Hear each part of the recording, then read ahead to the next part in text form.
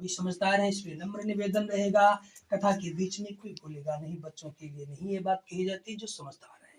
तो श्री सीतारामचंद्र भगवान की जय, श्री गणेश स्वामिका माता की जय। अथ श्री प्रथमो अध्यायः सत्यव्रतम।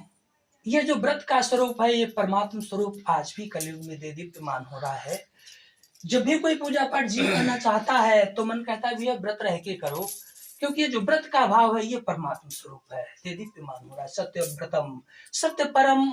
सभी वेद पुराण मीमांसा शास्त्र या कहते हैं कि सत्य से बढ़कर कुछ हुआ ही नहीं। धर्म न दूसर सत्य समाना, आगम निगम पुराण बखाना।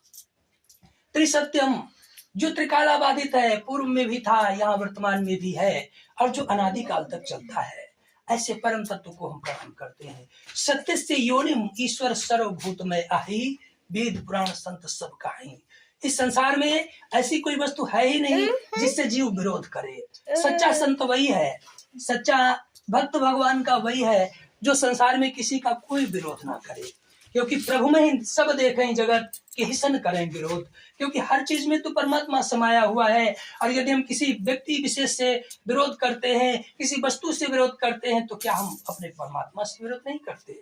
यह बात जरूर ध्यान में रखना चाहिए। इसलिए ईश्वर का सच्चा भक्त वही है जो समवर्ती हो जाए। सब ही मान खुद आप अमानी, और भरत प्राण सब ममते प्राणी। ये संतों के लक्षण में भगवान राम ने भरत से कहा।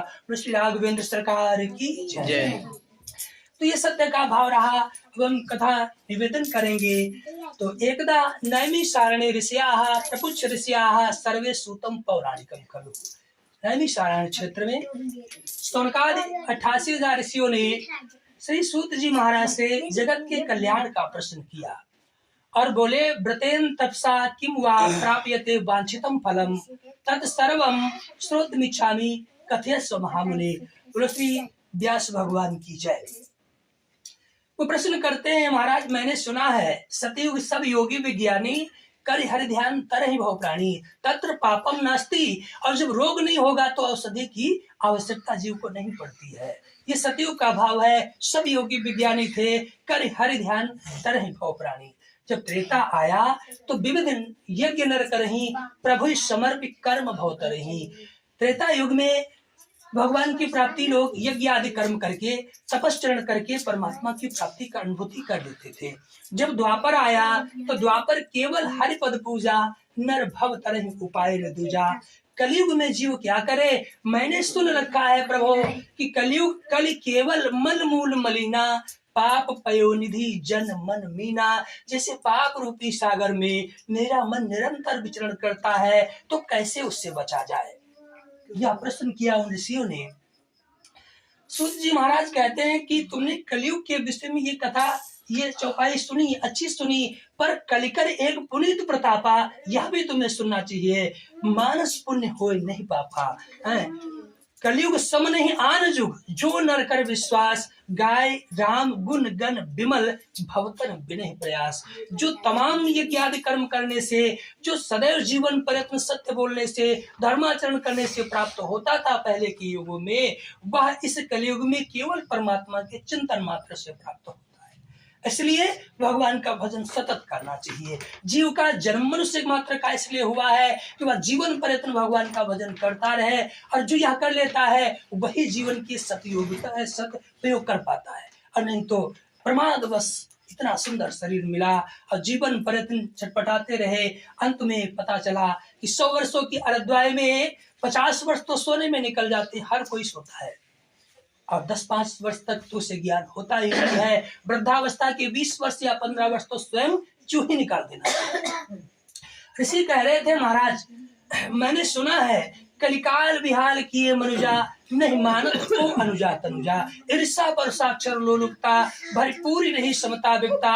दम दान दया नहीं जान पनी जड़ता पर वंचन तात घनी। और तन पोषक नारी नरा सगरे पर निंदक जे जगमो बगरे। ये स्थिति है। यहाँ बताया कि इस कलयुग में महाराज जी क्या कहा जाए, कोई अपने धर्मों का अच्छे ढंग से पालन नहीं करता। विप्र यहाँ की अगर देखा जाए तो विप्र निरक्षर लोलुप कामी निराचार सठ ब्रकली स्वामी। ये ब्राह्मणों की बात कही गई कि विप्र निरक्षर, थोड़ा बहुत ज्ञान हो गया और वो अपने आप को बहुत बड़ा विद्वान मानने लगे। ये कलयुग की चर्चा चल रही थी सूत जी महाराज के सानिध्य में। वो सुनते जा रहे थे और सुनते सुनते फिर जब वो ऋषि मौन हुए, अंत में यहाँ बात रख दी कि किन उपाय तद्वत, क्या उपाय किया जाए इस कलयुग में जिससे सरलता से भगवान की भक्ति जीव को प्राप्त हो सके। तो सूत जी महाराज कहने लगे, क्षमा कीजिए, आप सभी लोग वयोवृद्ध हैं, पर तुमने मुझे सम्मान दिया है, तो मुझे जो आता है, मैंने जो सुन रखा है अपने गुरुजनों से, अपने श्रेष्ठ जनों से, मैं तुम्हें वह श्रवण कराऊंगा, शायद तुम्हारे प्रश्नों का उत्तर उसमें तुम्हें मिल जाए।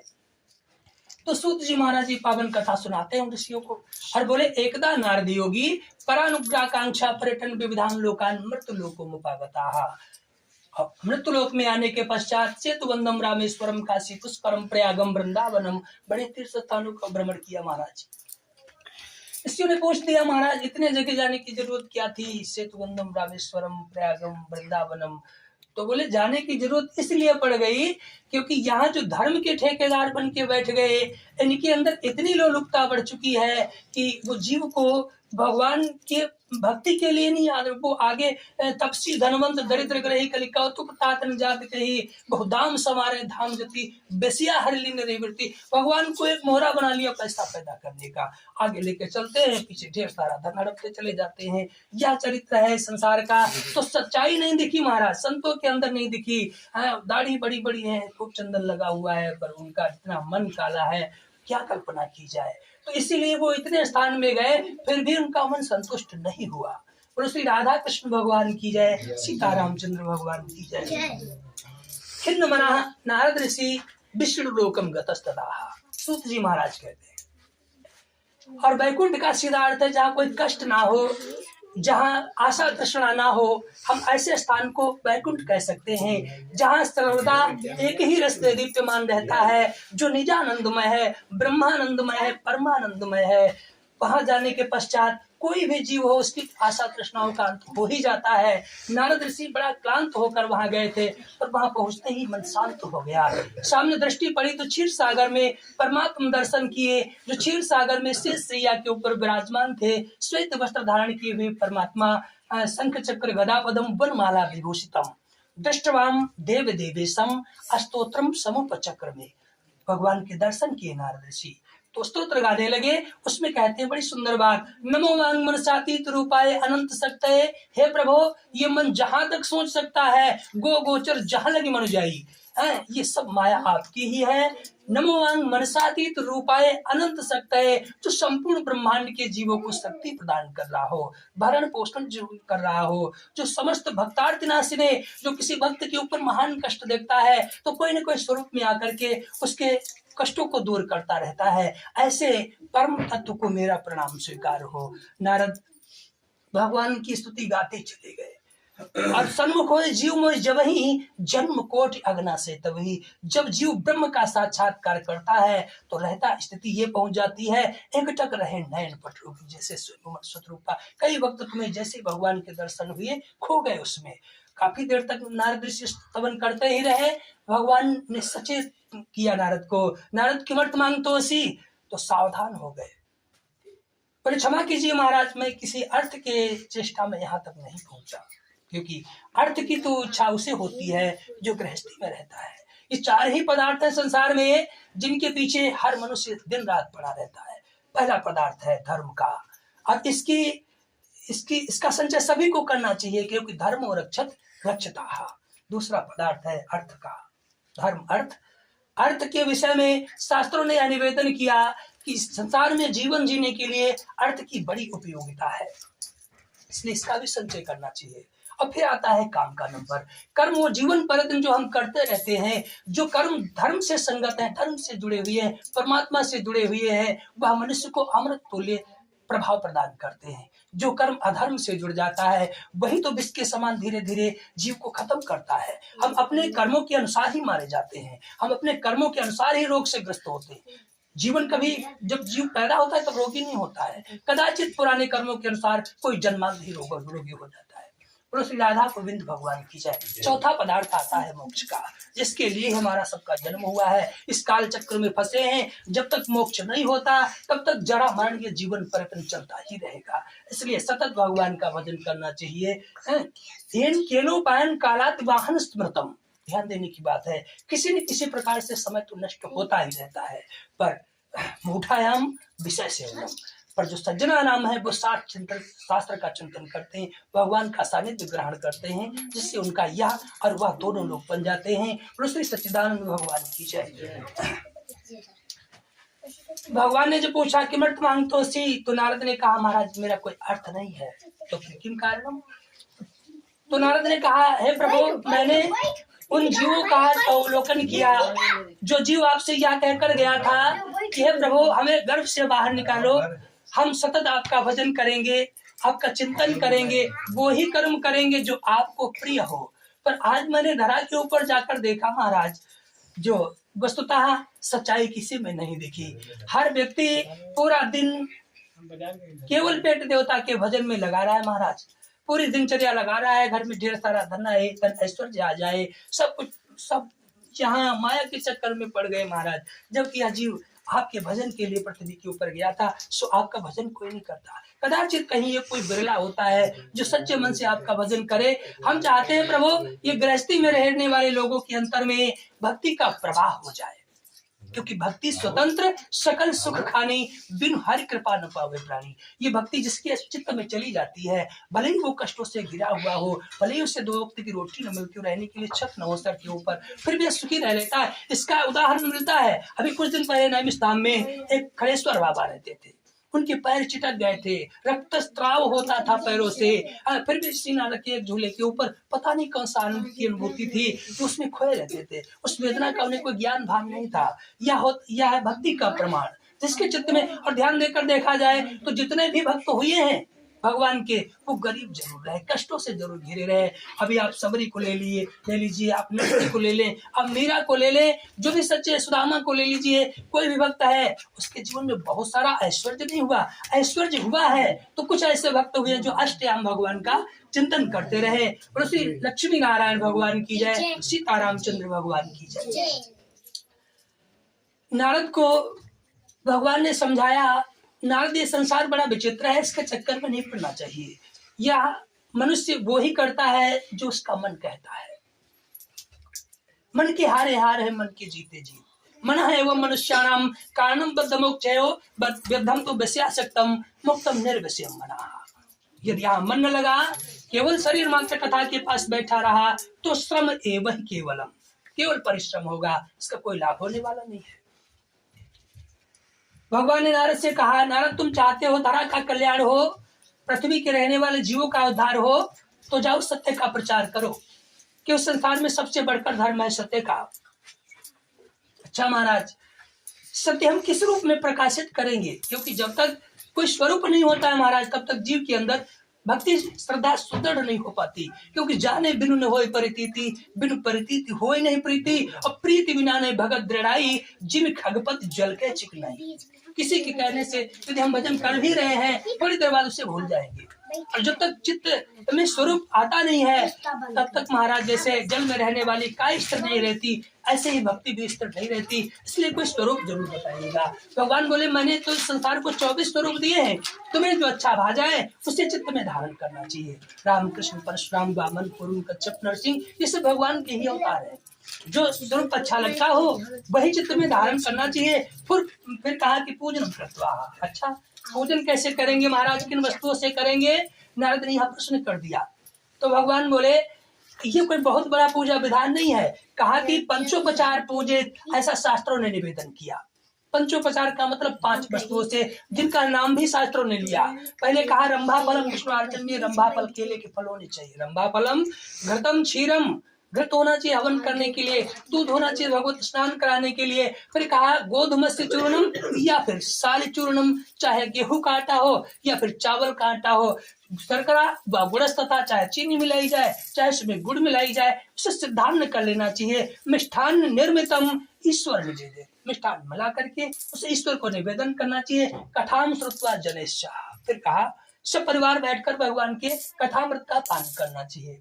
कथाम श्रुत्वा जनेश्च ततश्च विप्रायाश्च प्रतिभोजेत भक्त्या नित्य गीतादिम चरेत ततश्च स्वगृहं गच्छेत सत्यनारायण स्मरणम एवं कृते मनुष्याणाम वांछा सिद्धिर भवे ध्रुवम। विशेषतः भगवान बोले, विशेषता कलियुगे लघुपाय वस्ति भूतले, तुम जैसा चाह रहे थे तो मैंने तुम्हें निवेदन किया। इस कलयुग में भगवान सनातन सत्यदेव सभी जीवों को कल्याण करने वाले होंगे, जो थोड़े धन से थोड़े समय से हो सकेगा, और इसके मार्ग सत्य के मार्ग के ऊपर चलने के पश्चात जीव का उद्धार हो जाएगा।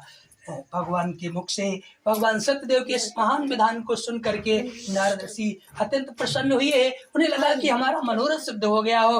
भगवत चरणारविंद में प्रणाम करते हुए नारद पृथ्वी के लिए प्रस्थान करते हैं। श्री स्कंद पुराणे रेवा खंडे श्री सत्यनारायण व्रत कथायाम प्रथमो अध्यायाः सत्या संतु ममी यजमानाय कामा। श्री वृंदावन बिहारी लाल की जय, श्री गौरी शंकर भगवान की जय, स्थान देवता की जय।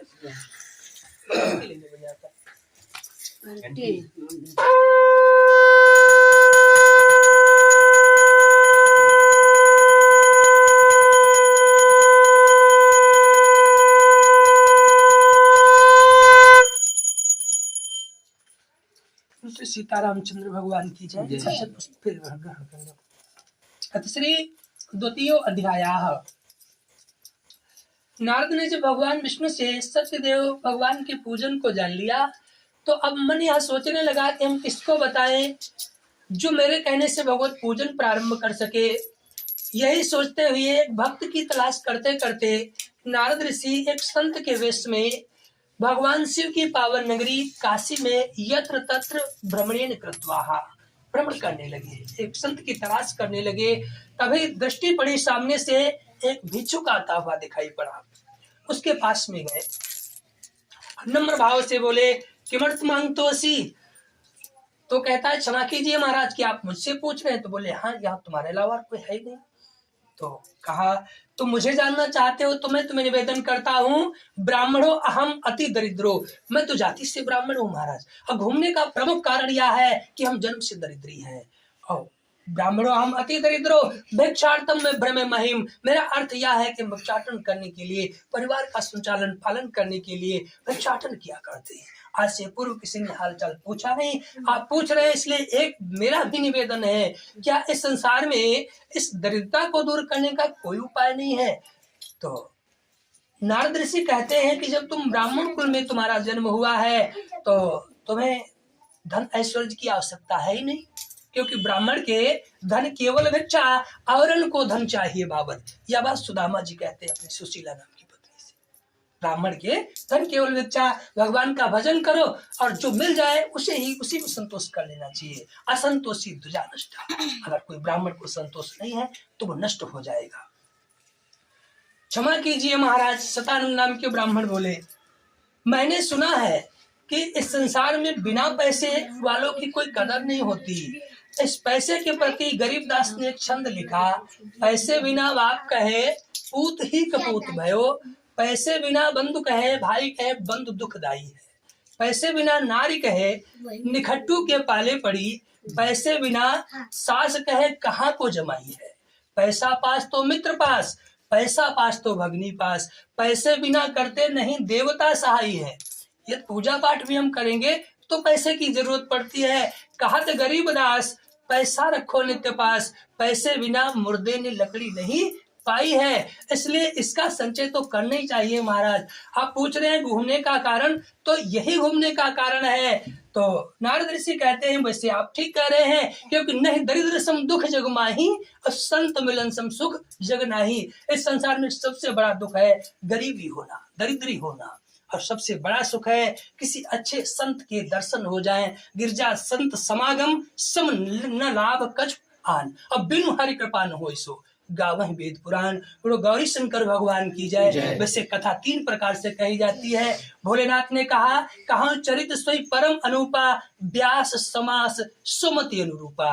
ये 3 प्रकार से कथा ढेर समय है, काफी लोग सुन रहे हैं तो व्यास विधि है, और थोड़ा समय है तो समास विधि है, या फिर जिसको जैसा आता हो। बोलो श्री राधा कृष्ण भगवान की जय। नारद ने समझाया, कोई बात नहीं अगर तुम्हारे पास धन ऐश्वर्य नहीं है, पर क्या यह तुम करते हो, भगवान का भजन करते हो? क्योंकि जो ब्राह्मण संध्या नहीं करता उसका तो मुख देखने लायक नहीं होता। तो बोला महाराज हम पूरी दिनचर्या बिता देते, पेट देवता के भजन में, देवी देवताओं की पूजन करने का समय ही नहीं प्राप्त होता। तो नारद ऋषि कहते हैं भगवान का भजन करो, क्योंकि कहा हनुमंत विपत्ति प्रभु सोई, जब तक सुमिरन भजन हुई। सबसे बड़ी विपत्ति का समय है कि परमात्मा के चरणों में प्रीत नहीं है, प्रेम नहीं है, तो फिर इससे बढ़कर संसार में कोई दुख का समय नहीं। इसलिए भगवान का भजन करो, जो संसार का पालन करने वाला ईश्वर है वह तुम्हारा भी उद्धार करेगा। विधानम च व्रतस्यापि विप्रा या भाष्यतनताः। और नारद ऋषि चले गए। अब सोचने लगा आज से पूर्व ये संत कभी दिखा नहीं, भगवान के पूजा पाठ को कह रहा था, उसमें धन ऐश्वर्य लगेगा, इसकी वाणी में बड़ा चमत्कार था, कैसे हम कर पाएंगे? इसी बात को दिन भर सोचते रहे। और रात्रि में विप्रवसो रात्रौ निद्राम न लब्धवान्, नींद भी नहीं है सोचते सोचते। प्रातः समुत्थाय व्रतस्य करिष्येत् संकल्पे भिक्षार्थं मांगद्विजाः तस्मिन् एव दिने विप्रम प्रचुरम द्रव्यमाप्तवान्। बोलो श्री सीतारामचंद्र भगवान की जय। संत के दिखाए मार्ग के ऊपर चले, प्रातः काल भिक्षाटन करने के लिए गए। जो धनादि मिला, जो अनित्यादि मिला, उसी से कुछ भगवत पूजन की सामग्री कुछ दिन बचाए, जो संध्या कालीन में घर आकर भगवत पूजन किए स्त्री पत्नी परिवार के समेत। सर्व दुख विनिर्मुक्तो सर्व संपत्ति समन्विताः बभूषा द्विजश्रेष्ठो व्रतस्यापि प्रभावताः। तो बात वही आई, जाते कछु निस्वार्थ होई तापर ममता कर सब कोई। संसार में जीवन बड़ा दुर्लभ लग रहा था इस ब्राह्मण को, पर भगवान के शरण में जाने के पश्चात जो तमाम दुख बाधाएं थी, क्लांति थी, जो तृष्णाएं थी, जो यातनाएं थी, इनका शमन हुआ और अनेकों प्रकार की संपत्तियों का प्रवर्धन हो गया। ततः प्रभति काल च मासी मासी व्रत कृतम। प्रत्येक माह के पूर्णिमा में घर में भगवान सत्यदेव का पूजन होने लगा। इसी तरह कालांतर गते एकस्मिन् दिवसे ब्राह्मण धन ऐश्वर्यानुसारेण व्रतम कर्तुम समुद्यताः। पूजा पाठ की तैयारी हो रही थी। मध्य आंगन में मध्य दिवस में आसन में बैठे हुए भगवान के कथामृत को पान कर रहे थे, तभी एक काष्ठ क्रेता समागता, पुराना मित्र था। लकड़ियां काटते काटते श्रम हुआ, प्यास लगी, तो ब्राह्मण की याद आई, जाएंगे, मुलाकात होगी, जलपान करेंगे, फिर आगे का मार्ग तय करेंगे, यही सोचकर वो वहां आया था। आते ही आश्चर्य में डूब गया। छोटी सी मड़िया में ब्राह्मण रहता था, घर बना खड़ा हुआ है, तो झांकता है गेट से, वही ब्राह्मण है, तो वही ब्राह्मण है, घर भी उसी का है। तो वही काष्ठम संस्थाप्य विप्रस्य गृहमाययो तृष्णायाम पीडात्मा प्यासे त्रसित था। पर कथा में कैसे बोले? कथा में बोलना नहीं चाहिए। मैंने अपूर्व निवेदन किया है, जो अपने आप को बुद्धिमान मानते हैं वो कथा में विघ्न उत्पन्न नहीं करेंगे। यही सोचकर उसने भगवान के इस पावन कथामृत को पान किया। पर एक जिज्ञासा चित्त में चलती रही, ये सब कैसे हो गया? चमत्कार हो गया। ये वही ब्राह्मण है जिसके रहने के लिए घर नहीं था, खाने के लिए अन्न, खर्च करने के लिए धन नहीं था, इतनी जल्दी सब कुछ ले आया, कहाँ से ले आया? तथा जिज्ञासु बनकर पूजन संपन्न हुआ तो प्रश्न कर दिया।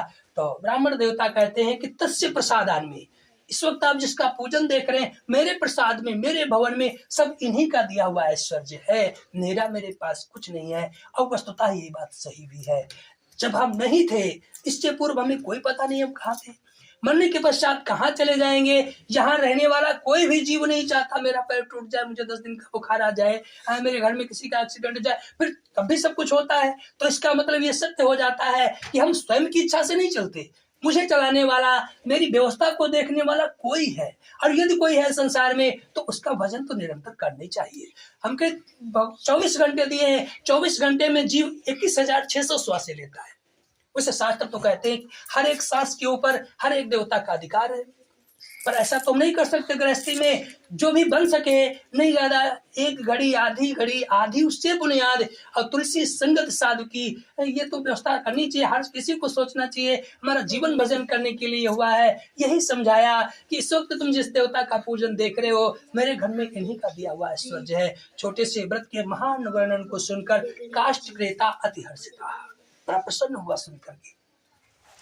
पपौ जलम च प्रसादम भुक्त्वा, प्रसाद ग्रहण किए, जल पान किए, काष्टम धृत्वा तु मस्तके, अभिधान उनसे जान लिए थे, मैं भी करूंगा भगवत पूजन, क्योंकि मेरे भी जीवन में दुखों की कोई कमी नहीं। इसलिए ईश्वर के सानिध्य में जाएंगे। शरण उसी की ग्रहण करना चाहिए जो वस्तुतः शरण्य हो। जो शरण्य हो, जो तुम्हारी व्यवस्था देख सके, उसी की शरण में जाना चाहिए। ऐसे की शरण में जाने से क्या मतलब, जो खुद ही दूसरी के शरण में बैठा हुआ हो। और इसलिए राधा कृष्ण भगवान की जय। भगवत पूजन करेंगे, यह सच्चा संकल्प चित्त में जगा। काष्टम धृत्वा तुमस्तके जगाम नगरे रम्य धनी नाम यत्र संसिताहा। अब वहां पर काष्ठ को बेचा, जो दूनी कीमत के ऊपर बिक जाती है। फिर श्री सीता रामचंद्र भगवान की जय। ये भगवत प्रभा। भगवान ने कहा गीता में, तू एक कदम मेरी तरफ बढ़ा, मैं तुझे खींच ही लूंगा। या क्योंकि क्रियमाणम पुनः अपना, इसीलिए सावधान रहना चाहिए कर्मों को करने से पूर्व। जो भी कर्म करो उसे कई बार सोचो कि अच्छा है, अगर अच्छा है तो उसके ऊपर कदम बढ़ाओ, नहीं तो नहीं बढ़ाना चाहिए। क्योंकि यदि हम सच्चे अच्छे कर्म करते हैं तो अच्छे सत्कर्म प्रज्ञा माने बुद्धि बढ़ा देते हैं। और क्रियमाणम पुनः अपना, और ये दुष्कर्म करते हैं तो वो मेरी प्रज्ञा विनश्यति अक्रियमाणम पुनः अपना। इसलिए सावधान होकर सदैव सत्कर्म निरता नराहा। यह वेद भगवान का वाक्य है। और वेद भगवान की जय। जीव का कल्याण होता है ईश्वर के सानिध्य में जाने से। स्वास्थ्य कड़ारे का भी हुआ। धनादि मिला, कुछ धन के द्वारा भगवत पूजन की सामग्री, कुछ धन बचाया। घर में आए, संध्या कालीन में शस्त्री के समेत वैदिक रीति के द्वारा भगवान श्री सत्यदेव का पूजन किया। पौर्णमास्यायाम च संक्रांतौ कृतवान सत्यस्य पूजनम यह लोके सुखम प्राप्नोति तत्पुरम सत्यपुरम ब्रजेत। श्री स्कंद पुराणे रेवाखंडे श्री सत्यनारायण पट कथायाम द्वितीयो अध्यायः सत्यासंतु ममे यजमानाय कामा। श्री सत्यनारायण भगवान की जय। श्री गौरी शंकर भगवान की जय।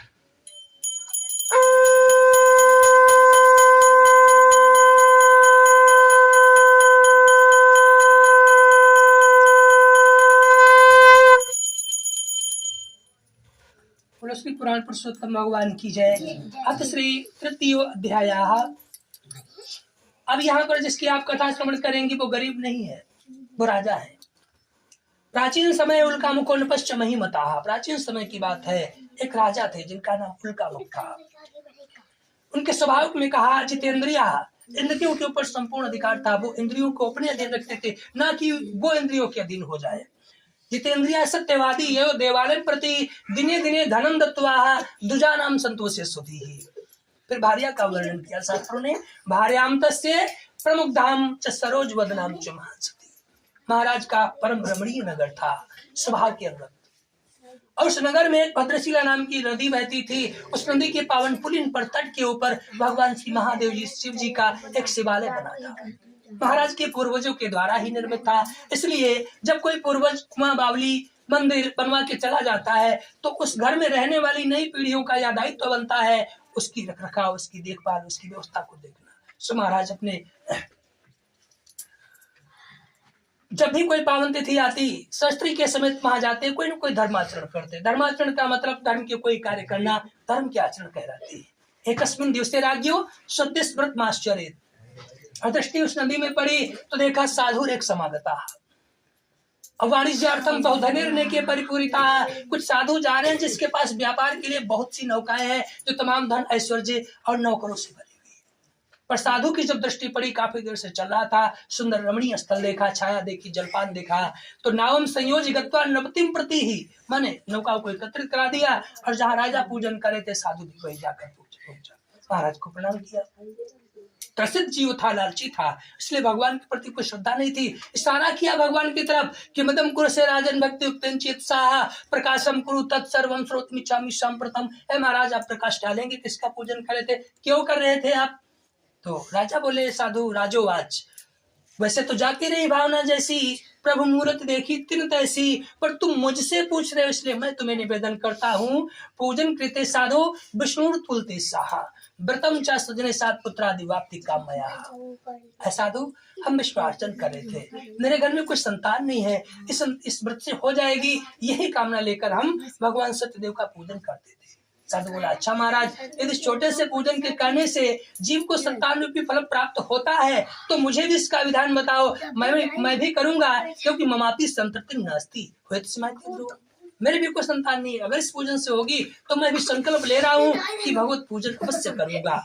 ऐसा कहकर भगवान का चरणामृत लिया, 5 कदम भगवान की तरफ चल करके एक सुदृढ़ प्रतिज्ञा कर ली कि हे ईश्वर, हे प्रभु, जब भी मेरे घर में कोई खेलने वाला आएगा तो मैं आपका पूजन करूंगा। ऐसा कहकर साधु फिर व्यापार करने चला गया। वहां से निवृत्त हो जाने पर जब घर आया, काफी समय बिताने के पश्चात तो रास्ते का हाल कहते कहते यह पूजन वाली बात भी स्त्री को बता दी कि मैंने भगवान के पूजन को करने का संकल्प ले लिया है। सुशील स्वभाव की भार्या थी, बोली महाराज छोटा पूजन है, कल ही कर लिया जाए। तो साधु ने डांट दिया, अरे राजा कह रहे थे संतान प्राप्त हो जाएगी व्रत से, क्या गारंटी है, कोई प्रत्यक्ष तो प्रमाण है नहीं इसका, इसलिए पूजन हम करेंगे पर तदा व्रतम करिष्यामि यदा में संततिर भवेत्, पूजन करेंगे पर संतान हो जाने पर, ऐसा कह दिया साधु ने।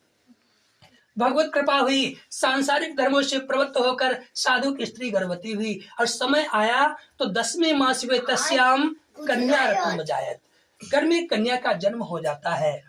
अब भगवान की कलाओं से उत्पन्न वो कन्या प्रत्येक दिन एक कला को धारण करने लगी, चंद्र कला की तरह बढ़ने लगी। धीरे धीरे शुक्ल जो सूत्रिक स्नान का समय होता है, जिसे हम निठौन इत्यादि कर्म कहते हैं, जब घर का पवित्रीकरण हुआ तो स्त्री ने फिर धीरे से कहा, ना करो उसकी मर्तम में पूरा संकल्पित व्रतम, महाराज आज घर का तो पवित्रीकरण हुआ है, कन्या का जन्म भी हो गया है, अब तुम्हें पूजन कर लेना चाहिए। तब साधु को क्रोध आ गया, तुम्हारे एक ही बात दिमाग पर बैठी रहती है, पूजन करो, पूजन ही तो करना है, कौन बहुत बड़ी बात है, विवाह समय तो श्याम करे श्याम व्रतम प्रिय, अभी इतनी जल्दी क्या है, पूजन ही तो करना, विवाह पर कर देंगे। ऐसा कहकर साधु ने फिर टाल दिया बात को। और वैसे मरते मरते रावण ने भगवान राम लक्ष्मण को एक यही नीति सिखाई कि सुबह से शीघ्र शुभ को कभी नहीं टालना चाहिए, पर साधु टालते जा रहा है। विवाह समय तो श्याम कर श्याम व्रतम प्रिय, या कहकर साधु फिर बाहर चला गया, वो तो नित्य कर्म। कुछ दिन बिताए, अब भगवान भी साधु का परीक्षण करने लगे। पहले पूजन करने को कहा, जन्म पर कहा, विवाह पर कह रहा है वहां करेगा पूजन या आगे करेंगे, ऐसा कहकर टालेगा। इसलिए अल्पकालीन यथा शशि कन्या वृद्धि में हो गई, थोड़े समय में वापस आया। एकस्मिन् दिवसे कन्यकायां विलोके च, अब विवाहार्थम दूतम च प्रेषयामास, और बोले कन्या के लिए कन्यकार्थम वरम श्रेष्ठ विचारे, तेन अज्ञास दूतो सब कांचन नगरम ये हो तस्माद एकम वणिक पुत्रम समादायागतु ही सा। साधु ने देखा कन्या विवाह के योग्य हुई, सिपाहियों को बुलाया, जाओ पुत्री के वास्ते कोई स्त्रियों की वर खोज लाओ। सिपाही कांचन नगर में गए, तस्माद एकम वणिक पुत्रम, वहां से एक वैश्य के पुत्र को लेकर आए और साधु से बोले दृष्टवान तो सुंदर, उस बालक को देखिए, सुंदर है महाराज, ऐश्वर्य से भी परिपूर्ण है, कुल वैभव से भी संतुष्ट है, हर चीज से परितुष्ट है। चेतसा दत्तवान साधु पुत्रायाम कन्याम विविध विधानता, परितुष्ट मतलब परम संतुष्ट होकर के वैदिक रीति के द्वारा साधु ने अपनी कन्या का कन्यादान उस वणिक पुत्र के साथ कर दिया। किंतु अभाग्यवशात तेन विस्मृतम व्रतमुत्तमम तस्यास्तेन रुष्टो अभवत् प्रभो, जब साधु पूजन करना भूल गया तब तो परमात्मा को गुस्सा आया। रुष्टो अभवत् प्रभो भ्रष्ट प्रतिज्ञा ममालोक्यम शापम तस्मै प्रदत्तवान, और भगवान बोले दारुणम कठिनम चास्यम महादुखम भविष्यति, तू पथ भ्रष्ट हो चुका है, यदि अब तेरे कर्मों का फल तुझे मैंने नहीं दिया तो तू क्या समझेगा ईश्वर भी संसार। ये शब्द भगवान ने साधु के प्रति कहे। और साधु के घर में जब मांगलिक कृत्य संपन्न हो जाते हैं, कुछ समय बीत भी जाता है, अचानक स्मरण हो गया कि बेटी के विवाह में कितना खर्चा हुआ, तब से कोई कमाई नहीं की गई, तो दुहित कांतो माने कन्या का पति जो था उसको साथ में लेकर नौकाओं में तमाम धन भर के गत्वा सिंधु समीपे रत्नसारपुरे रम्ये, सिंधु के तट पर एक रत्नसार नामक नगर था, वहां जाकर ये लोग व्यापार करने लगे। एक अस्मिन् दिवसे राज्ञो धनमादाय तस्करा, एक दिन संध्या कालीन में विश्राम करने के लिए आसन लगाए, तभी कुछ तस्कर माने चोर महाराज के खजाने में चोरी करे भागे जा रहे थे। सो सिपाहियों के भय से भयाक्रांत हुए और राजा के संपूर्ण माल को इन साधुओं के पीठ के पीछे उन गठरियों को रख करके शीघ्र अलक्षता ततो दूता समाया था। दूत तो पीछे से दौड़ते आ ही रहे थे, इधर से साधुओं की दृष्टि पड़ी, गठरियों को देखा अभी नहीं थी, अब आ गई, कौन ले आया, कहाँ से आई, क्या भरा हुआ है, अनेक बातें सोच करके जैसे उन गठरियों का स्पर्श किया तो ही सिपाही आए। दो ही चोर थे, दो ही साधु नजर आए, चेहरे की कोई पहचान न होने के कारण तुरंत हाथों में हथकड़ी पहनाई और अंत में बोले, छोटे तू महाराज के धन को चुरा कर यहाँ बैठा बंटवारा कर रहा था, चलो तुझे राजा ने बुलाया है। तब साधुओं को मालूम चला कि ये चोरी के इल्जाम में मुझे बांध रहे हैं, बहुत सी बातें बनाई, हम तुम्हें चोर दिखाई पड़ते हैं, हमारे पास खुद ही इतना धन ऐश्वर्य है, हम क्यों किसी के घर में डाका करेंगे। सिपाही कहने लगे कि देखो चोर या साहूकार किसी के मस्तक में नहीं लिखा होता है, मैंने तुम्हें सुबुध के साथ ग्रहण किया है, इसलिए तुम्हें राजा के सन्निकट तो चलना ही पड़ेगा। बांध लिए, घसीटते हुए ले जाकर राजा के सानिध्य में बोले, महाराज तस्करों दो समानित, ये तस्करों को लिया है, इनके साथ क्या करना चाहिए। अब राजा के घर में चोरी होने के कारण क्रोध से जल रहे थे, कहने लगे जाओ इनको मेरी दृष्टि से ओझल करो, बाद में हम यह निर्णय करेंगे कि क्या करना है। दृष्टि से ओझल किया, महाराज ने चेहरे देखना पसंद नहीं किया। अंत में बोले इनके पास जो भी धनाद मिल जाए शाही खजाने में रखकर इन्हें बांधकर कारावास में पटक दो। माया सत्य देवस्य न श्रुतम के वस्ती और बचाहा। भगवान की महिमा से उनकी एक भी बात वहां किसी ने नहीं सुनी, और यदि इन्होंने सुनाने की इच्छा भी की तो उसके ऊपर किसी ने ध्यान नहीं दिया, जेल हो गई, सब धन भी हरण कर लिया गया। और इतना ही नहीं हुआ, तच्छा पाश्यम तेओ ग्रहे भार्याम चैवत दुखिताः चौरेरा प्रहतम ग्रहे यच स्थितम धनम आदि व्याधि समायुक्ता क्षुब्ध पिपासाति दुखिताः अन्य चिंता पराभुक्ता बभ्रामचा ग्रहे ग्रहे। ऐसा समय आया जिसके जीवन में कोई कल्पना नहीं की। धनादि घर में रखा था, सब चोरों ने अपहरण कर लिया। आज जो अंदर से परेशान करे, पति परदेश गया कोई सूचना नहीं मिल रही थी जो परेशान कर रही थी। अब व्याधि जो सांसारिक है नाना प्रकार के कष्ट आए जीवन में, तो बड़ा मुश्किल हो गया जीवन जीना। अब तो प्रत्येक दिन भिक्षाटन करना पड़ता है, तब अन्य देवता के दर्शन होते हैं। और हर कोई चाहता है अन्य देवता के 3 बार दर्शन, नहीं तो 2 बार तो होनी चाहिए। अब भिक्षाटन करना पड़ता है। एकस्मिन दिवसे यार्ताम क्षुधार्ताम गत्वा अपस्य द्विज मंदिर। क्षुधा माने भूख, आर्त माने परेशान होकर, अब द्विज मंदिर माने ब्राह्मण के घर गई, जहाँ संध्या कालीन का समय था, वहां देखा भगवान की कथा हो रही है। अब कथा पुराने जमाने की काफी देर तक होती रही, और कथा में बोलना नहीं चाहिए, यही सोच करके बेटी ने भगवान के कथामृत को पान किया। और दूसरी बात, दुख में सब सुमिरन करें, सुख में करें न कोई।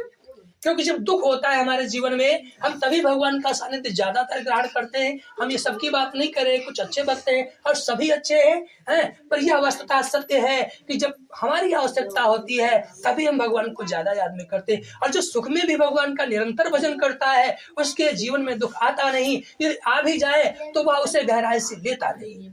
सुख दुख है तो नित्यम, आज है तो कल चला जाएगा, ये तो धूप छांव की तरह चलते रहते हैं।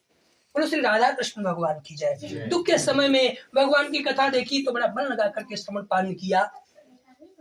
और कुछ रात्रि बीत जाने पर भगवत प्रसादी लेकर जब बेटी घर वापस आई तो मैं यह डांटने लगी, तुम इतनी रात तक बाहर घूमोगी, तुम्हारा पिता पति कोई घर में नहीं, तुम्हें टहलना सुहाता है, तुम्हें सांसारिक जीव क्या कहेंगे, लोक लज्जा का तुम्हें कोई डर नहीं है। कई बातें मैया ने सुनाई बेटी को, तो बेटी ने माँ को प्रणाम किया, क्षमा कीजिए माते, मैंने यूं ही व्यर्थ में समय नष्ट नहीं किया। मैंने भगवान सत्यदेव के पूजन को देखा, उनकी कथा को श्रवण किया है। मैंने यह सुना है जो जीवन में दुख आदि रहे जिसके, उन्हें भगवान का पूजन करना चाहिए। क्यों न हो, हम लोगों के भी जीवन में संकटों की कोई कमी नहीं, इसलिए क्या हम भी भगवान सत्यदेव का पूजन कर सकते हैं। कल जैसे सत्य का नाम कानों में पड़ा, उस प्रसाद का स्पर्श हुआ, पुरानी याद आई, तो इतना पश्चाताप हुआ, चित्त में इतनी ग्लानि बनी। मैंने इस बेटी के न होने के पहले संकल्प लिया था, इतना काल बीत गया, समय बीत गया, उस व्रत को नहीं कर पाए, कल अवश्य करेंगे। यह चित्त में एक सुदृढ़ प्रतिज्ञा कर ली, धारण कर ली। सारी रात्रि परमात्मा चिंतन में बिताई। प्रातः होते ही व्रत उपवास रखा, भिक्षाटन किया, जो धनादि मिला नित्यादि मिला उसी से देवार्चन स्तवन बंदन पूजन भजन सब कुछ भगवान का किया, तो परमात्मा संतुष्ट हो गए। ईश्वर तो छड़े रुष्टा, छड़े तुष्टा, तुष्टा तुष्टा, छड़े छड़े भगवान। यदि जीवन में हर गलती को ध्यान में रखें तो इस जीव का कभी कल्याण हो ही नहीं सकता। बोलो श्री सत्यनारायण भगवान की जय। भगवान संतुष्ट हुए। सुदर्शयामा स्वप्न में ही चंद्रकेतु नपोत्तमम, एक संत के वेश में महाराज चंद्रकेतु को स्वप्न में दर्शन दिया, और उसमें कहा बंदिनो मोचे प्रातः वर्जो नपसत्तमम, तुमने जिन बंदियों को बंद कर रखा है उन्हें प्रातः काल मुक्त कर देना। देयम धनम तत् सर्वम, वो वस्तुतः चोर नहीं है, तुमने बिना विचारे उन्हें चोरी के इल्जाम में जेल में डाल दिया, और उनका जो भी तुमने धन ग्रहण किया वापस कर देना। ऐसा कहते चलते चलते भगवान बोले तुम यदि मेरे कथन पर ध्यान नहीं दोगे तो नाशिष्यामि पुत्रकम, हम तुम्हारा संपूर्ण ऐश्वर्य नष्ट कर देंगे। ऐसा कहकर भगवान चले गए। अब राजा ने इस भयानक स्वप्न को देख लिया, फिर निद्रा देवी का समावेश महाराज से नहीं हुआ। सारी रात्रि जगते हुए बिता दी भगवान का भजन करते करते। प्रभात समय राजा उपविष्टम सभा मध्य, जब प्रभात हो जाता है और सभा के मध्य जाते हैं तो रात्रि का स्वप्न सभी को बताया, और सिपाहियों को साधुओं को बंधन मुक्त करने की बात कही। राजा आज्ञा का पालन किया गया। सिपाहियों ने बंधन मुक्त कर दिया उन साधुओं वैश्यों को। अच्छा, वैश्य मन में सोचने लगे ये तो वही राजा है जो चेहरा देखना पसंद नहीं कर रहा था, आज बिना किसी के जमानत लिए छोड़ रहा है, वस्तुतः छोड़ रहा है या फांसी देने वाला है। यही सोच सोच करके मन अत्यंत संतप्त होता चला जा रहा था। राजा को कुछ दूर देखा बैठे, दूर से बहुत लंबी दंडोत लगाई, दौड़ते हुए जाकर महाराज के चरणों में गिरकर साधु रोने लगा। स्मरंतो पूर्व वृत्तांतम, जो पहले कहने का अवसर नहीं मिला था अब वह कहना शुरू कर दिया। महाराज जी क्षमा कीजिए, मैंने किसी के घर में कोई चोरी डाका नहीं किया, आपने विचार भी नहीं किया कि एक निरपराध को एक सजा देने का, क्या तुम्हें पाप नहीं लगा? साधु प्रश्न करता है महाराज से। तो साधु के वचनों को सुनकर महाराज कहते हैं कि देखो साधु, इस संसार में कोई कौन काहू सुख दुख को दाता, निज कृत कर्म भोग सब भ्राता। दुर्भाग्य तुम्हारा ही था, दुर्भाग्य तुम्हारा ही था जो तुम्हें इतने दिन तक जेल में रहना पड़ा। अब इसमें मेरा कोई दोष नहीं है, अब तुम्हारा ही सौभाग्य उत्पन्न हुआ है, इसमें भी मेरा कोई ऐसा मत समझो। फिर छोड़ कर्माकार्य वस्त्र अलंकारम दत्वा पुरस्कृत भी किया। अब पुराणिकम तु यद द्रव्यम द्विगुणीकृत दत्तवान प्रोवास्ततो राजा गच्छ साधु निजाश्रमाः। तो राजा को प्रणाम करके साधु लोग अपने भवन के लिए चल दिए। श्री स्कंद पुराणे रेवाखंडे सत्यनारायण व्रत कथायाम तृतीयो अध्याय सत्या संतु ममे यजमानाय कामा। श्री वृंदावन बिहारी लाल की जय, श्री हनुमान जी महाराज की जय।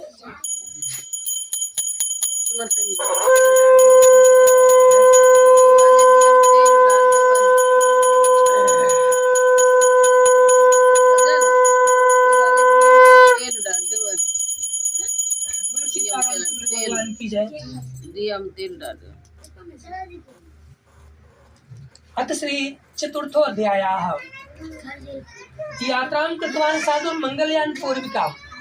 साधु इतने दिन तक जेल में रहा, इतने कष्टों को सहा, इतनी यात्राओं को सहने के पश्चात बिना किसी के बंधन मुक्त कराए ही बंधनों से मुक्ति मिली और बिना कमाए ही ढेर सारा धन मिल गया, तो साधु के चित्त में भगवान के प्रति बड़ी श्रद्धा जगी। श्रद्धानुसारेण मंगलाचरण किए, जैसे कन्याओं को भोजन कराया, गरीबों को धन का दान दे करके तदनंतर अपने घर की यात्रा प्रारंभ कर दी। साधु अभी कुछ ही दूर चल पाया था कि परमात्मा फिर एक संत के वेश में आए और जिन नौकाओं में साधु धन लिए जा रहा था उनकी तरफ इशारा करते हुए बोले, साधु किम स्थितो न स्थितम, तेरी नौकाओं में इस वक्त क्या स्थित है? तो भगवान की तरफ देखता है, फिर नौकाओं की तरफ साधु बोला, कथम मुद्राम ने तुम किमक्षसी, क्यों पूछ रहे हो महाराज? तब तुम धन लूट लेना चाहते हो? यदि यही कामना है तुम्हारे चित्त में तो जो तुम्हें धन दिखाई पड़ता है वस्तुतः ये धन नहीं है महाराज। लता पत्रादिकम च वर्तते तरुणमम, धन नहीं महाराज, ये तो बेले पत्ते भरे। भगवान बोले, अच्छा हमें तो धन ही दिखाई पड़ता था। साधु बोला, नहीं नहीं महाराज, ये धन नहीं है, बेले पत्ते। तो भगवान बोले, फिर सत्यम भूतते बचा, तुम जैसा कहते हो धन है ही नहीं, बेले पत्ते हैं, तो फिर यही हो जाए, हमें धन की कोई कामना नहीं। ऐसा कहकर भगवान चल दिए। पर भक्त वत्सल परमात्मा अभी कुछ दूर जाने के पश्चात बैठ गए समाधि लगा करके, इस लालची बनिए की स्थिति को जानने के लिए कि इतना धन नष्ट हो जाने के पश्चात साधु क्या करेगा। दूर से देख रहे हैं भगवान। इधर साधु जब नित्य कर्मों से विव्रत हुआ, अचानक नौकाओं के ऊपर दृष्टिपात हुआ तो उदिताम तरणीम विस्ममम परम जय हो। तरणी माने नौकाएं, जल से ऊपर उठी हुई देखा साधु ने तो अनेकों प्रकार का चित्त में विस्मय हुआ। उनमें प्रविष्ट होकर देखा तो जहाँ धन भरा था वहाँ बेले पत्ते नजर आए। तो नितम मूर्छितो पदम भवि, जैसे कोई वस्तु हाथ से छूट के गिर जाए ऐसे ही साधु मूर्छा खाकर जमीन के ऊपर गिर पड़ा, बिना किसी से कुछ कहे ही कि मैंने क्या देख लिया। अनंतर में जब साधु को होश आया तो पुनः पुनरत्वाहा महाशोकाकुलो अभवत्। गिरता है, उठता है, फिर गिर जाता है, रोकर कहता है कि मेरे सारे जीवन का कमाया हुआ धन भगवान ने नष्ट कर दिया, कहाँ से लाएंगे? तब दुहित कांतो वचन ब्रवीत, उसकी कन्या का पति जो साथ में था वो बोला, क्षमा कीजिए महाराज, तुमने एक संत का अपमान करके अच्छा नहीं किया। एक महात्मा के सामने तुमने निष्प्रयोजन झूठ बोल दिया, क्योंकि उनके कंधे में झोली नहीं थी जो तुम्हारे धन को भर के ले जाते। संसार में भ्रमण करने वाले महात्मा, आत्मा और परमात्मा, इनका कभी अपमान नहीं करना चाहिए। जिन लोगों ने किया है उनका कभी कल्याण नहीं हुआ। तुम चाहते हो मेरी नौकाओं में धन हो जाए तो फिर उन्हीं की शरण में चले जाओ जो वस्तुतः शरण्य है, जो तुम्हारे धन को बेले पत्तों में बदल के चले गए। अब ये बेले पत्ते वो ही धन बना पाएंगे। ऐसा दामाद ने समझाया। दामाद के सत्य वचन मानकर साधु फिर भगवत तलाश करते हुए उन्हें सिंधु के समीप बैठे हुए देखा। अब कोई गलती ना हो इसलिए दूर से ही प्रणाम किया। दौड़ते हुए जाकर भगवत चरणार बिंदु में गिरकर साधु रोने लगा। बोला, क्षमस्व चापराधम यदि उत्तम तो सन्निधौ। हे प्रभु, मेरे अपराधों को क्षमा करो, हम तो आपके सानिध्य में आए हैं। भगवान बोले, क्यों आए हो? जब तुम्हारा धन नष्ट हो गया, मेरे पूजन की आवश्यकता होती तो आज नहीं, कल का नहीं, परसों, ऐसा क्यों करते हो तुम? तो साधु बोले, क्षमा कीजिए महाराज। पहली बात तो एक ही है कि आप वेश बदल कर मेरे पास आए थे एक महात्मा के रूप में। हम महात्मा के रूप में बड़े छोटे लफंगे घूमते हैं महाराज। मेरे धन के लिए झूठ बोल दिया, तो जीविका के लिए, लक्ष्मी के लिए कोई झूठ बोल दे तो उसे दोष नहीं लगता। 6 स्थानों में झूठ बोल देने से दोष नहीं लगता। तो एक तो ये हम दोष नहीं किए, मैंने जीविका के लिए झूठ बोला। और दूसरी बात यह कि जब ब्रह्मादि देवता भी न जानंत गुणान रूपम तवाश्चर्यमिदं प्रभो मूढ़ोयाम त्वां कथम जाने मोहित सुतो माया। जो जीव निरंतर आपकी माया से मोहित रहता है वो कैसे आपको जान पाएगा? मानस कहती है, सोई जाने जेहि देव जनाई। और जो जान जाता है ईश्वर को वो फिर संसार को भूल जाता है। तो राधा कृष्ण भगवान की जय। इसलिए महाराज, इसमें मेरी कोई गलती नहीं। आप भेष बदल कर आए थे, आप इसी स्वरूप में जिस किसी के भी सामने जाएंगे वो आपको प्रणाम करेगा, आपकी अवज्ञा नहीं करेगा। भगवान ने देखा साधु बड़े अच्छी अच्छी बातें कर रहा है, नीति में, धर्म में, स्वार्थ में वचन श्रवण किए तो वरम वांछितम दत्वा तत्रैव अंतर्धते हरिः। इच्छा अनुसार वर प्रदान करके भगवान तो चले गए, बात से अंतर्धान हो गए। अब साधु भगवान के दर्शनों के मात्र से सुंदर शरीर का धारी हो गया। आशीर्वाद से नौकाओं में देखा तो पहले से भी अधिक धन ऐश्वर्य हो गया। बड़ा प्रसन्न हुआ, हंसकर सिपाहियों से कहता है कि माया सत्य देवस्य वांछितम सफलम मम। सिपाहियों देखो, भगवत कृपा से मुझे फिर धन प्राप्त हो गया। ऐसा कह करके भगवत पूजन किया। फिर नावम संयोज्य यत्नेन स्वदेश गमनम कृतम। नौकाओं को एकत्रित करा करके अपने घर की यात्रा प्रारंभ कर दी। चलते चलते नगर के निकट पहुंच गया और जैसे वहां पहुंचा किसी ने चिल्ला कर कह दिया, महाराज तुम्हारे घर का द्वार दिखाई पड़ रहा है। अच्छा तो जाओ, मेरे आने की सूचना घर पहुंचा दो, इतने वर्षों के बाद आवागमन हो रहा है। सिपाही घर पहुंच गए सूचना करने के लिए। अगर जैसे पहुंचे, जाकर देखा गेट से तो माँ बेटी दोनों आसन में बैठी हुई भगवत कथा को पाठ कर रही थी। फिर भी सिपाही हाथ जोड़कर बोले, क्षमा कीजिए माते, मैंने आपके कथा में विघ्न उत्पन्न किया, पर क्या करें, आपके पति देवता का आदेश है कि मेरे आने की सूचना पहुंचाओ। सो आपके पति देवता का आगमन हो चुका है, तमाम धन ऐश्वर्य वैभव के साथ। जैसे मैया साधु की स्त्री ने सुना कि पति देवता का आगमन हुआ है तो तुरंत उठ के खड़ी हो गई। एक क्षण में लगा कि वो कुछ कर ही नहीं हो। बहुत से ऐसे लोग आते हैं, सब कुछ सुनकर भी कुछ नहीं सुन पाते, सब कुछ जान करके भी कुछ नहीं जानते, सब कुछ देख करके भी कुछ देख नहीं पाते। और उसमें सीता रामचंद्र भगवान की जय या ईश्वर की दया होती है। एक क्षण में लगा कि कुछ कर ही नहीं हो, उसके खड़ी हो गई। कहती है पुत्री से, पुत्री मैं पति के दर्शन के लिए जा रही हूँ, तुम भी शीघ्र चली आना। शीघ्र मागच्छत् साधुं संदर्शनायाम इति मातृ वचा श्रुत्वा पूजन कृत्वा समाप्य च प्रसादम च परित्यज्य गतां सां पतिं प्रतिहि तेन दृष्टो सत्यदेवो भर्तारम तरणीम तथा जले तस्मा मवज्य। भगवान ने देखा इसने मेरे प्रसाद को अपमान कर दिया तो उसके पति को नाव से जल में अदृश्य कर दिया। साधु की बेटी घाट के ऊपर गई, साधु उसके नौकर चाकर सब दिखाई पड़े। जब उसका पति ही नजर नहीं आया तो मन ही मन में न जाने कस्य देवस्य एलियाच साहरता, पता नहीं किस देवता का अपमान बन गया।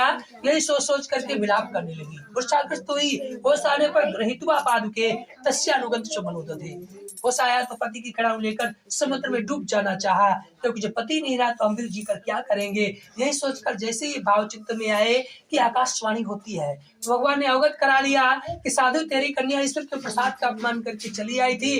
ग्रहण गत्वा प्रसादम भुक्त्वा सा चेत पुनः लवर्तिं सुता साधु भविष्यत्र संशयाः के पावन शब्द कानों में पड़े। गलती का एहसास हुआ तो पश्चाताप करते हुए क्षिप्रम ग्राम गत्वा बाहर जाकर भगवान को अष्टांग प्रणाम किया और प्रसाद को सम्मानित किया। उसके उपरांत जब घाट के ऊपर आई तो पति के पावन दर्शन किए। अब जीवन में जिसके भी इतने चमत्कार हो जाएंगे वो कैसे भगवान को भूल पाए। सारा जीवन भगवान का भजन करते हुए वैसे अंत में सत्य लोक को प्राप्त हुए। स्कंद पुराणे रेवाखंडे सत्यनारायण कथायाम चतुर्थो अध्यायः सत्या संतु ममे यजमानाय कामा श्री सत्यनारायण भगवान की जय। श्री राधा गोविंद भगवान की जय।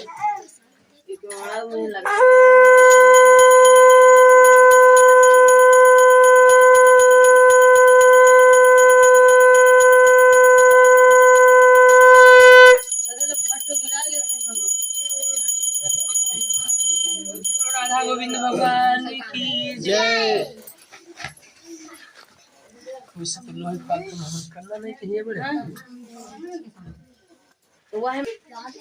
अठान्य सब प्रविच्छामि सुनो स्मर्शतमा। ऋषियों, ऐसे ही प्रसाद के अनादर में एक छोटा प्रसंग और श्रवण करो। आसीत तुंगध्वजो राजा प्रजापालन तत्परा। पुराने समय की बात है कि एक तुंगध्वज नाम के राजा थे। तमाम सद्गुणों के साथ साथ महाराज के अंतर में एक अवगुण था जिसे शिकार खेलना कहा जाता है। उस अवगुण के वशीभूत हुए महाराज एकदा सा वनम गत्वा और हत्वा वो विधान पशुन, एक वन में जाकर के तमाम वन्य जीवों का संहरण कर दिया, मृग इत्यादि पशुओं को मार दिया। और शिकार खेलते खेलते जब मध्याह्न कालीन हुआ, महाराज को प्यास भी लगी, छाया की भी आवश्यकता लगी, तो चलते चलते एक विशाल काय वट का वृक्ष मिल गया। वहीं जाकर पास का आस को बांध दिया और स्वयं एक जगह आसन लगाकर महाराज आसीन हो जाते हैं, बैठ जाते हैं। बैठने के पश्चात यत्र तत्र दृष्टि दौड़ाई तो पास में ही एक देवालय दिखा जहाँ कुछ भक्त भगवान का भजन कर रहे थे। पर राजा सोचते हैं कि हम स्वयं महाराज हैं, हमें कहीं जाने की, किसी को प्रणाम करने की क्या आवश्यकता हो सकती है। राजा राजत्व के अभिमान से परमात्मा तक को प्रणाम नहीं किया। बोलो श्री राधा कृष्ण भगवान की जय। ततो गोपगणा सर्वे, वो जो भक्त भगवान का अर्चन कर रहे थे, उन्होंने जब महाराज को बैठे हुए देखा तो एक पत्ते की दुनिया में संपूर्ण प्रसाद रख लिए और राजा के सानिध्य में ले जाकर बोले, राजन, आज हम सभी भगवान सत्यदेव का पूजन कर रहे थे, उनके कथामृत का पान कर रहे थे, ये उन्हीं का प्रसाद है, तुम भी ग्रहण करो। तो राजा ने नामों से कहा कहीं रख दो और ना ही प्रसाद लेने के लिए आगे हाथ ही बढ़ाए। कुछ देर तक जब कोई प्रतिक्रिया महाराज की तरफ से नहीं हुई तो गोप लोगों ने प्रसादम संस्थापित उन्हीं के सामने स्थापित कर दिया और चले गए। पर राजा उसे उच्छिष्ट मान लिया। विचार करते हैं कि पता नहीं किस जाति बरादरी से लोग हों, हम इनका छुआ प्रसाद ग्रहण करके वरिष्ठ हो जाए, यह सोचकर महाराज ने प्रसाद का अपमान कर दिया। और जब शास्त्र कहते हैं कि तुम्हें निवेदित भोजन करें प्रभु प्रसाद पट भूषण धरें, जो तुम्हें अशुद्ध वस्तु लगती हो वह ईश्वर को चढ़ा दो और उसके बाद में ग्रहण कर लो, उसमें कोई दोष नहीं देता, वो तो भगवान की हो गई। पर महाराज ने यह भाव नहीं रखा, उसे उच्छिष्ट मान करके, अपवित्र मान करके वहीं पड़ा रहने दिया। राजधानी वापस चले आए। तस्या पुत्रम सतम नष्टम धन धान्यादिकम चयते सत्यदेवेन तत्सर्वम नष्टम मम निश्चितम। प्रसाद के अपमान से महाराज का संपूर्ण ऐश्वर्य वैभव, उनके सतपुत्र थे, वह सब अदृश्य हो गया, कुछ दिखाई नहीं पड़ा। इतना सब कुछ क्षण मात्र में कौन नष्ट कर सकता है। अपने मन से जब पूछा तो मन से यह बात मिली, अत्रस्त्रैव गच्छामि यत्र से देवस्य पूजनम। महाराज तुम तो वहीं जाओ जहाँ भगवत पूजन हो रहा था। ऐसा निश्चय करके सारी रात्रि परमात्मा चिंतन में बिताई। प्रातः उन्हीं गुप्त अहिरों में मिलकर के, भक्तों में मिलकर के भगवान सत्यदेव का पुनः फिर पूजन किया। राजा उस पूजन कार्य में सम्मिलित रहे, बड़े भक्ति श्रद्धा के साथ कथामृत को पान किया, श्रद्धा के समेत प्रसाद को सम्मानित किया। और जब संध्या कालीन में घर आए तो जो भी वस्तुएं उनकी अदृश्य थी भगवत कृपा से पुनः प्राप्त हो गई। क्षण में सब कुछ नष्ट हुआ था और क्षण में सब कुछ की अनुभूति हो गई। तो सारे जीवन में भगवान का भजन करते हुए अंत में परम धाम को प्राप्त हुए।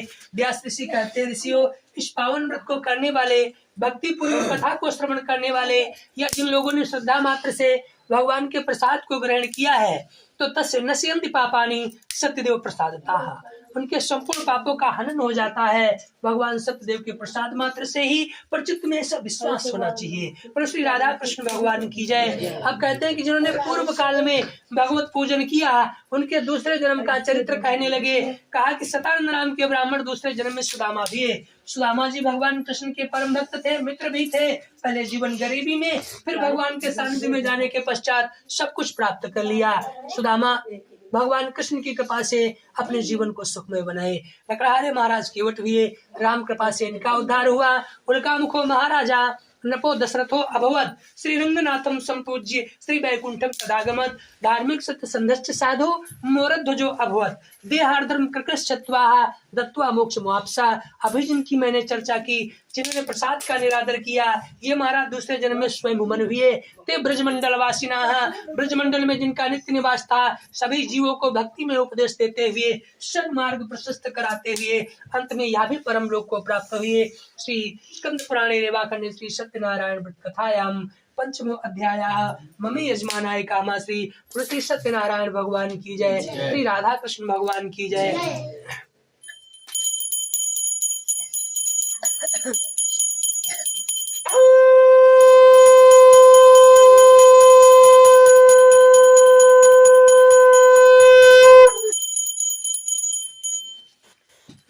कटोरी कहाँ है?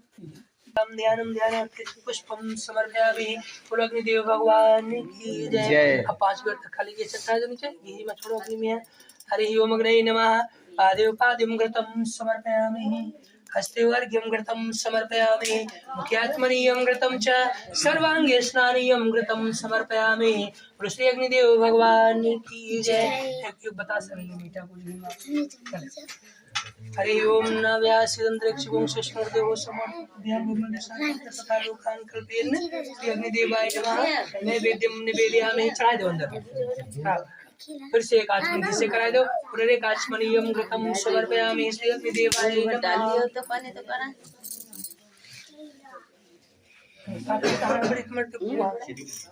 हवन सामग्री का सब चीज मिलेगी।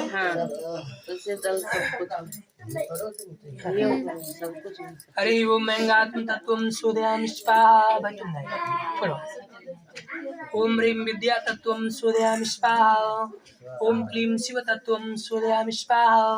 ऐं ह्रीं क्लीं सर्व तत्वं शोधयामि स्वाहा। अभिपिष्यतात् पूज्यर्थं पूजितोया सुरासुरै सर्वविघ्नहरस्तस्मै गणाधिपतये स्वाहा। ओम नमो देव्यै महादेव्यै शिवाय सततं नमः। नमः प्रकृते भद्राय नियतां प्रणतास्मतां गौरे स्वाहा। ओम प्रजापतये स्वाहा। इदं प्रजापतये नमः। तो 2 स्वाहा और छोड़ो, छोड़ो तुम एक बार और छोड़ो। हरि ओम अग्ने स्वाहा। फिर इदम अग्ने नमः। ओम वायुदेवाय स्वाहा। इदम वायुदेवाय नमः। पहले पूछन का सब चीज पढ़ी तो तुम कहो हाँ।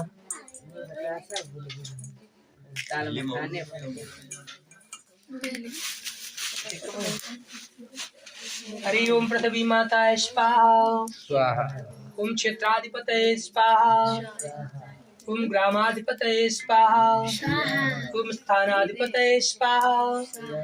हरि ओम आदित्याय स्वाहा।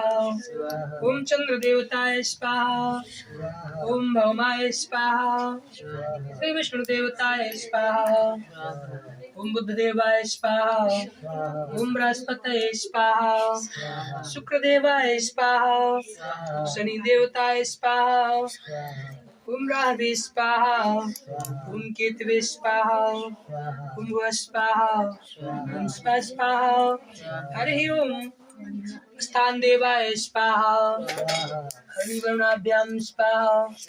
इदम् अग्निवरुणाभ्यां नमः। हरि ओम वायवे स्वाहा। ओम लक्ष्मी नारायणाभ्यां स्वाहा। श्री उमा महेश्वराभ्यां स्वाहा। ओम वाणी हिरण्यगर्भाभ्यां स्वाहा।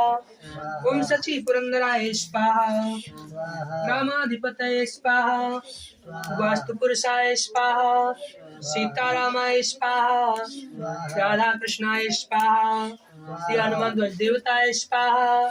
आवाहित स्थान देवाय स्वाहा। विष्णुष्टोत्तर नामाय स्वाहा। ओम नमो भगवते वासुदेवाय स्वाहा। विष्णु सहस्त्र नामाय स्वाहा। विश्वं विष्णुवस्त्रकारो भूतभव्य भवत् प्रभु भूतकृत भूतात्मा भूतभावना स्वाहा। भूतात्मा परमात्मा च मुक्तात्मा परमागति अव्यापुरुषा साक्षी क्षेत्र योगेश्वराय एव च स्वाहा। योगो योग विद्यां नेता प्रधान पुरुषेश्वराः। नारसिंहं वपु श्रीमन् केशवं पुरुषोत्तमं स्वाहा। हरि ओम सर्वा सर्वा शिवास्थान भूतान दिव्य सांभव भावनो वर्ता प्रभा प्रभरीश्वरा स्वाहा स्वयंभू शंभुरादित्य पुष्कराक्षो मास्तवन्नादिनो दाता विधाता दातृत्तम स्वाहा अप्रमेव ऋषिकेशा पद्मनाभो अमर प्रभु विश्वकर्मा मरुत्वष्टाष्टाष्टाष्टरुद्रमा स्वाहा आग्रह्य शाश्वत कृष्णो लोहिताक्ष पदार्दनम प्रभुस्तुभ्यांगम पवित्रम मंगलम परम स्वाहा ईशाना प्राणदा प्राणो ज्येष्ठा श्रेष्ठा प्रजापति हिरण्यगर्भो भूगर्भो माधवो मधुसूदना स्वाहा ईश्वरी विक्रमी धनवी मेधावी विक्रमात्मा अनुत्तमा दुरादर्शा कृतज्ञा कृतरात्मवान् स्वाहा सुरेशा शरणं शर्मा विश्वरेता प्रजाभवा अहं संवत्सरो व्याला प्रत्या सर्वदर्शनं स्वाहा हरि ओम वसुर्वा सुमना सत्या समात्मा सम्यता समा अमोघा पुंडरीकाक्षो विश्वकर्मा वृषा कृते स्वाहा रुद्रो बहुश्रा विश्वयोनिं शुचिस्रवा अमृतो वस्त्र शाश्वत स्थानो वरारो मातपा स्वाहा सर्वज्ञ सर्वविद्वान विश्वसेनो जनार्दना वेदो वेदांगो वेदत कवि स्वाहा लोकाध्यक्षास्त्राध्यक्षो धर्माध्यक्षा कर्ता कर्ता चतुरात्मा चतुर्व्यूह चतुर्दृष्ट चतुर्भुजा स्वाहा भाजस्वन भोजनम भोक्ता शासन गदार्जन विजय विजेता विश्वयोनिम पुनर्वसु स्वाहा उपेन्द्रो वामना प्रासरोग मोक्ष सुचिता तिंग्रयो सर्गा सर्गोदरत्मानि मोयमा स्वाहा वेद्यो वेद्या सदा योगी वीरा माधो मधु अतीन्द्रियो महामायो महोत्साहो महाबला स्वाहा महाबुद्धि महावीर्यो महाशक्ति महादुति अग्निश्रिते स्वपो श्रीमन्यात्मा महाद्रिका स्वाहा महेश्वासो मयि वर्ता श्रीनिवासां सतां गति अनिरुद्धा सुरानंदो गोविंदो गोविंदां पति स्वाहा मरिचिदं नुवंसा सुपर्णो मजगोत्तमा हिरण्यावा सुत्वा पद्मनाभा प्रजापति स्वाहा अमृत्यु सद्रिका सिंह सिंधात्मा सिंधमास्त्राजो दुष्टास्तात्मा विश्वात्मा सुरार्या स्वाहा गुरुर्गुरुत्तमो धामा सत्य सत्य पराक्रमा निवसो अनिमिषा अस्त्रगवी वाचस्पति रुदारधी स्वाहा अग्रणी ग्रामणी श्रीमन्याय तो नेता समीरणा शास्त्रमूर्धा विश्वात्मा शास्त्राचा सहस्त्रपाद स्वाहा सबूमि गुणस्पृत्वाय तिष्ठदशाङ्गुलं स्वाहा पुरुषं मे वेदं सर्वं यद्भूतमिच्च भाव्यं तामृतस्य सारो हिरण्येनात्रोहत् स्वाहा एतावानस्मै मातो जायास प्रजापादस्या विश्वाभूतान्तपादस्यावर्तन्दवि स्वाहा ततो विभ्राट जायत विराजोत पुरुषास्य जात दृश्या पश्चात् भूमतो परा स्वाहा स्माद्य ज्ञाता श्रवता स्मृता प्रगता जीवं पुष्पस्ताश्चक्रे नारायणाग्रामश्च स्वाहा नारायणं नमस्कृत्य नरं चैव नरोत्तमं देवीं सरस्वतीं व्यासं ततो जय मुदीरयेत् लक्ष्मी नारायणाभ्यां स्वाहा ओम नमः संभवाय च मयो भवाय च नमः शंकराय च महेश्वराय च नमः शिवाय शिवतराय च उमा महेश्वराभ्यां स्वाहा सरस्वती महाभागे विद्ये कमललोचने विद्यारूपे विशालाक्ष विद्यां देहि नमोस्तुते वाणीरण्यगर्भाभ्यां स्वाहा धर्मराजाय नमः स्वाहा त्रिवृक्षराजाय स्वाहा हरि ओम सर्वेभ्यो देवेभ्यो स्वाहा ओम ज्ञानी नामक्षतास्तेवी भगवती सबलादा कृष्ण मुहाय महामाया प्रक्षत स्वाहा दुर्गे स्मृतां मीतमसे जंतो स्वस्ते स्मृतां मत्मते शुभं ददासि स्वाहा दारिद्र्य दुःख भयारणि कात्न्य सर्वकार करणाय सदार्चित्ता स्वाहा सर्वमंगल मंगले शिवे सर्वार्थ साधिके शरण्ये त्र्यंबके गौरी नारायण नमोस्तुते स्वाहा सर्वबाधा प्रश्नं त्रिलोकस्य हरि ओम सर्वस्वरूपे सर्वेशे सर्वस्तु सर्वयोग समन्विते वैभ्यष्टायनो देव दुर्गे देव नमोस्तुते स्वाहा शरणागति नाथ परित्राण परायणे सर्वस्यार्थरे देव नारायण नमोस्तुते स्वाहा ओम रोगान से शानपान पिष्टारिष्टातु कामान सकलान मिष्टान तमाश्रितानां नवपन्नराणां तमाश्रितानां रास्यन्ता प्रयान्ति स्वाहा सर्वबाधा प्रशमनं त्रिलोकस्य अखिलेश्वरी योमे त्वया कार्यमस्वद् वैर्विनाशनं स्वाहा सर्वबाधा विनिर्मुक्तो धन्धान सुतान्विता मनुष्यमुत्तसादेन भविष्यति संशया स्वाहा महालक्ष्मी श्रीमहे विष्णुपत्नी च धीमहि तन्नो श्रिय प्रचोदयात् स्वाहा सर्वशक्ति महामाया दिव्य ज्ञान स्वरूपिणी नौ दुर्गे जगन्मात्रं प्रणमामि मुहुर्मुहुः नौ दुर्गाय स्वाहा ओम भूर्भुवः स्वः तत्सवितुर्वरेण्यं भर्गो देवस्य धीमहि धियो यो न प्रचोदयात् स्वाहा काली काली महाकाली कालिके परमेश्वरी सर्वानंद करे देवी नारायण नमोस्तुते स्वाहा शीतले तुम जगन्माता शीतले तुम जगत्पिता शीतले तुंग जगद्धायति शीतलाय नमो नमः स्वाहा। अन्नपूर्णे सदा पूर्णे शंकर प्राण वल्लभे ज्ञान वैराग्य सिद्ध्यर्थम भिक्षां देश पार्वती माताय स्वाहा। अन्नपूर्णेश्वरी माताय स्वाहा। श्री काशी विश्वनाथाय स्वाहा। श्री ललिता माताय स्वाहा। हरि ओम सर्वेभ्यो मातृभ्यो स्वाहा। सिद्धि बुद्धि सहिताय श्रीमन् महागणाधिपते स्वाहा।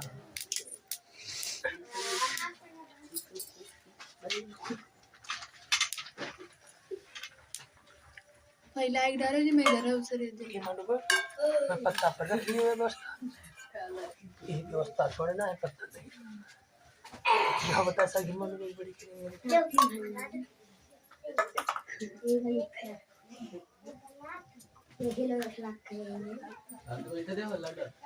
हरि ओम जयंती मंगला काली भद्र काली कपालिनी दुर्गा क्षमा शिवा धात्री स्वाहा सुधा नमोस्तुते। ओम परम भगवती माताये नमः। महा आहुतिं समर्पयामि स्वाहा।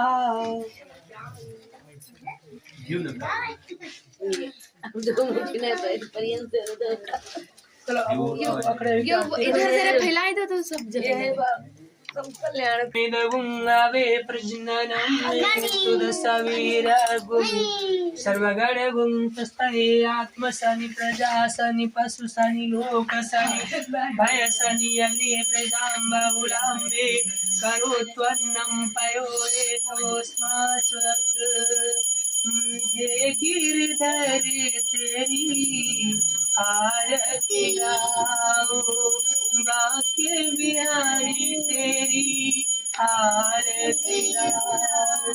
आरती गाओ प्यारे तुमको बनाओ रास बिहारी तेरी आरती गाओ। शीश पे मोर का मुकुट विराजे गले मोतियन की माला साजे।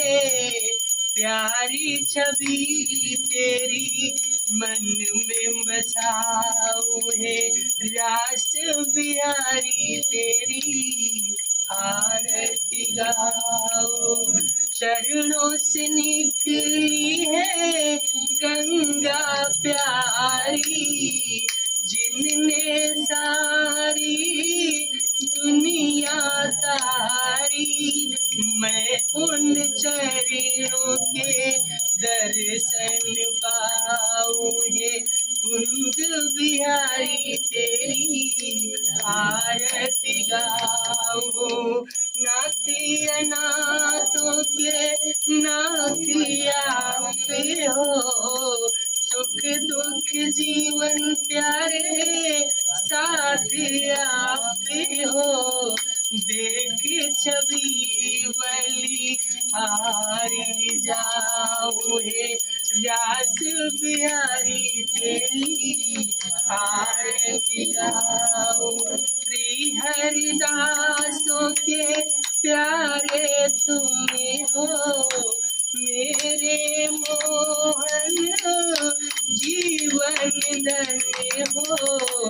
श्री चरणों में मैं सर को झुकाऊं है रास बिहारी तेरी आरती गाऊं। आरती गाऊं प्यारे तुमको मनाऊं बाके बिहारी तेरी आरती गाऊं। ओम जय जगदीश हरे स्वामी जय जगदीश हरे। भक्त जनों के संकट क्षण में दूर करे। ओम जय जगदीश हरे। जो ध्यावे फल पावे दुख बिन से मन का स्वामी दुख बिन से मन का। सुख संपत्ति घर आवे कष्ट मिटे तन का। ओम जय जगदीश हरे। मातु पिता तू मेरे शरण गहूँ मैं किसकी स्वामी शरण गहूँ मैं और न दूजा आस करूं जिसकी। ओम जय जगदीश हरे तुम पूर्ण परमात्मा तुम अंतर्यामी। स्वामी तुम अंतर्यामी पार ब्रह्म परमेश्वर तुम सबके स्वामी। ओम जय जगदीश हरे तुम करुणा के सागर तुम पालन करता। स्वामी तुम पालन कर। मैं मूर्ख खल कामी मैं सेवक तुम स्वामी कृपा करो भरता। ओम जय जगदीश हरे तुम हो एक गोचर सबके प्राणपति। स्वामी सबके प्राणपति किस विधि मिलूं दया में तुमको मैं कुमति। ओम जय जगदीश हरे दीन बंधु दुख हरता रक्षक तुम मेरे। स्वामी रक्षक तुम अपने हाथ उठाओ द्वार पर तेरे। ओम जय जगदीश हरे विषय विकार मिटाओ पाप हरो देवा। स्वामी पाप हरो श्रद्धा भक्ति बढ़ाओ संतन की सेवा। ओम जय जगदीश हरे तन मन धन सब तेरा। स्वामी सब कुछ है तेरा तेरा तुझको अर्पण क्या लागे मेरा। ओम जय जगदीश हरे श्री विष्णु जी की आरती जो कोई नर गावे। स्वामी प्रेम सहित ध्यावे कहत शिवानंद स्वामी सुख संपत्ति पावे। ओम जय जगदीश हरे ओम जय जगदीश हरे। स्वामी जय जगदीश हरे भक्त जनों के संकट क्षण में दूर करे। ओम जय जगदीश हरे कर्पूर गौरम सारम सदा वसंतम हृदयारविंदे भवानी सहितं भक्त्यादीपं प्रयच्छामि देवाय परमात्मने प्रायमां निर्यात घोरात दीप ज्योतिर्नमोस्तुते। सबका दिखाते हुए बोलो दीप देव भगवान की जय। सच्चिदानंद भगवान की जय। शंकर भगवान की जय। सर्वे भवन्तु सुखिनः सर्वे सन्तु निरामयाः सर्वे भद्राणि पश्यन्तु मा कश्चित् दुःखभाग् भवेत्।